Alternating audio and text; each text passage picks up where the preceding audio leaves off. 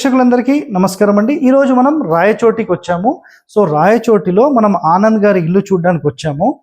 So ఇక్కడ కొంతమంది వాస్తు చెప్పే వాళ్ళు లేదంటే ఇంకా ఇతర ప్రాంతాల వారు ఆయనను సంప్రదించినప్పుడు ఈయనకు జరిగిన ఒక నష్టాన్ని మీకు ఈరోజు నేను చెప్తాను. సో ఇంటికి ప్రతి రూము చూడాలి అంటే మనము ఒకటే గుర్తుపెట్టుకోండి, ఇంటికి ఒక ఈశాన్యం ప్రధానమైనది, ఆగ్నేయము, వాయువ్యము, నైరుతి ఒకటే ఉంటుంది. కానీ ప్రతి రూమ్కి ఖచ్చితంగా చూడాలి అని చెప్పి ఇప్పుడు మీరు ఏదైతే ఈ రూమ్ చూస్తున్నారో ఇది దక్షిణం సౌత్ అండి, ఇది సౌత్. ఇది సో దక్షిణం సెంటర్లో ఒక బెడ్రూమ్ అనేది ఏర్పాటు చేశారు.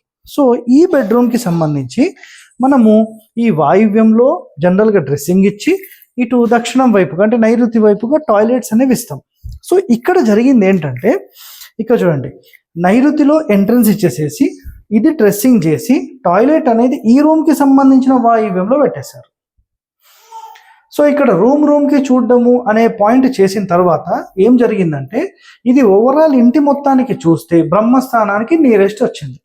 ఇప్పుడు మరి ఏ వాస్తు సిద్ధాంతి బ్రహ్మస్థానంలో ఇలా టాయిలెట్ పెట్టాలని చెప్పారనేది ఒకసారి ఆలోచన చేయండి.